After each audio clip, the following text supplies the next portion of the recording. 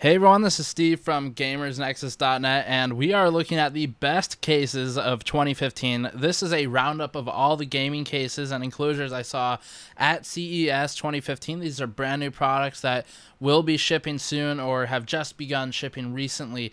And there's not quite as much in the mid-range market this year as there was in the previous year. There's been a shift in the market, but we saw a lot of really cool budget cases and some pretty fancy high-end $800 cases that you probably won't be buying, but they're pretty cool to look at.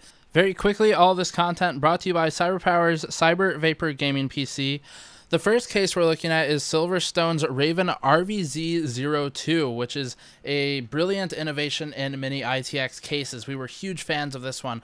The Raven Z02 is a new version of the Raven Z01, very obvious there with the naming, but it's actually smaller than previously. It has 0 case fans, and instead it uses a slotted design in the acrylic windows. They are acrylic windows on the top and bottom on opposite sides, so your side panels are actually mirrored. You can install either side panel on either side, and the reason that works is because this case is using a PCIe riser card, so you're plugging in a riser card to the PCI Express slot on the motherboard, and the motherboard faces the right side, and then the video card actually faces the left side. So this exposes the video card's faceplate to the outside of the case, which, given the focus on high quality and sort of artistic faceplates lately with video cards, this is a very cool thing in my opinion.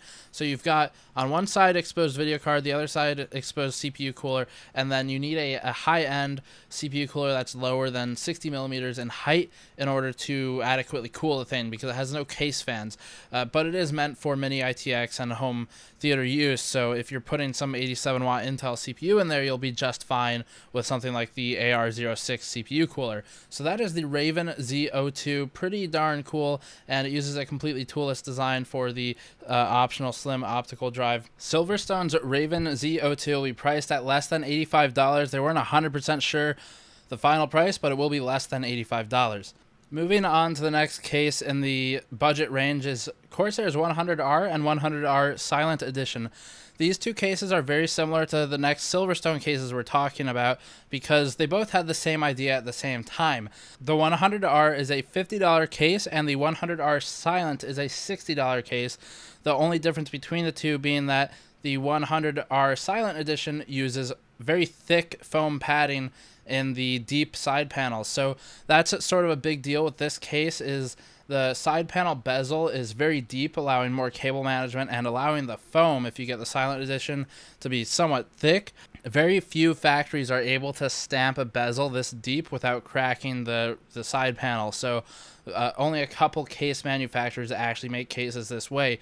The 100R, priced at $50, is capable of mounting two 140mm front fans and two 120mm top fans, allowing room for some growth, but includes a single 120mm rear exhaust fan. So you'll probably want to throw a fan on there almost immediately if you buy this case. I would suggest a 140 front fan to get some use out of that surface area. But it's a very good starting point for budget gaming systems and is sort of in the spirit of the 200R, which is one of our most recommended budget cases from a few years ago.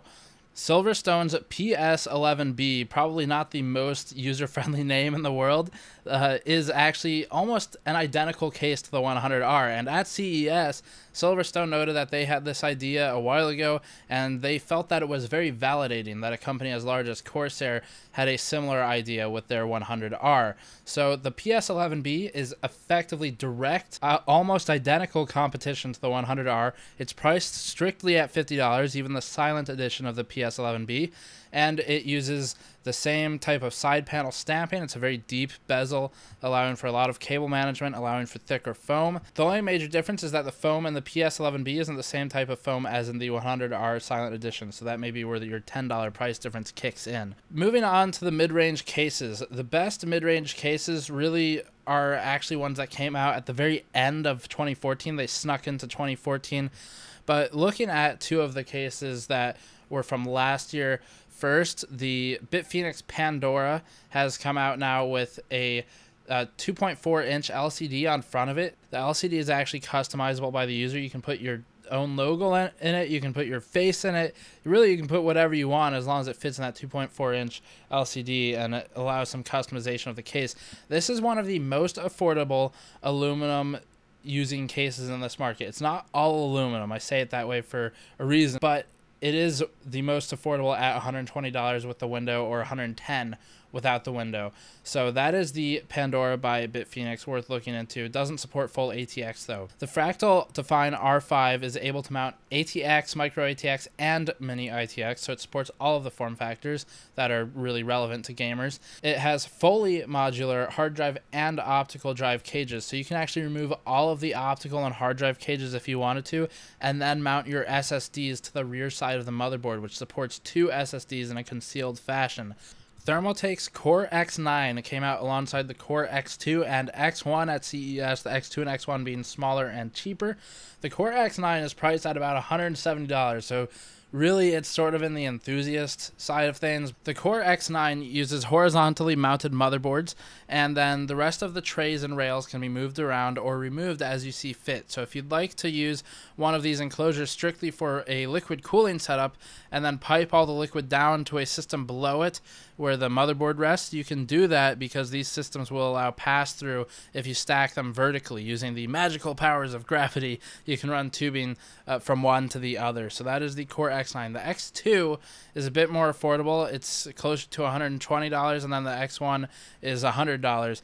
And those two are just smaller enclosures with more limited motherboard form factor support, but they are definitely way easier to fit in your house.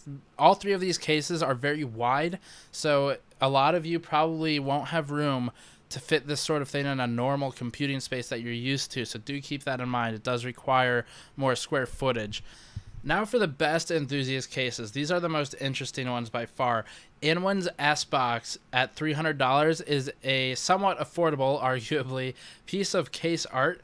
Inwin's S-Box uses an aluminum sheet, a single sheet that's been bent a few times by hand by 2 employees using a press, and then it has a big sheet of tempered glass covering the enclosure. So that's some high quality glass that Inwin is not afraid to use. They used it with their D-frame last year, and the S-Box uses a single piece of aluminum, so it gives sort of a more pristine design appearance. It's somewhat practical to build in, but you're definitely buying this more for the artwork side of things than for practicality at this point, especially at $300. Deep Cool and Cyberpower work together on this next one. It is the Trinity, and it's effectively eccentricity in case form. It's a $350, 50-pound Triforce like Star Wars Lambda shuttle thing. So if you want a case that is very different, this is probably something to consider. It has 3 compartmentalized shells that are made of steel, and they're in the sort of effectively the bottom left, bottom right, and then top center. So it looks sort of like a triangle in effect. And to that end, the case installs the motherboard and power supply and video card, all 3 in separate compartments, so they're not in the same compartment together. In a clever fashion, Deep Cool and Cyberpower have routed all of the cables through the center of the case, and because of this pre-routing, the wires are much easier to manage. You just connect the power supply to the extension, and then you connect the extension to the component in the receiving compartment. Inwin's S-Frame is $800. It is a showroom case. It uses a single piece of aluminum folded 15 times by hand and with a press, so it's a very expensive and time-consuming manufacturing process, hence the price being passed on to the user. But because of this, it's very unique looking, and it's got a more handcrafted appearance to it. The case does not include any fans, though it will support them, and the company recommends using all liquid cooling instead, as it looks a bit better in a case like this. Again, like the S-Box, it uses a big tempered sheet of glass on the left side panel. So that is the S-Frame, very worth looking into just for the fact that it's cool. I wouldn't really recommend buying it from really even the people who can afford it, but it's very cool, and all of these cases are worth looking into for 2015. We will have more case roundups as the year progresses and more cases are launched. We expect something from NZXT and expect more from Corsair in the future. So that is the best cases of 2015. Check the link in the description below for more information. Subscribe to the channel if you like this video, and I will see you all next time. Peace.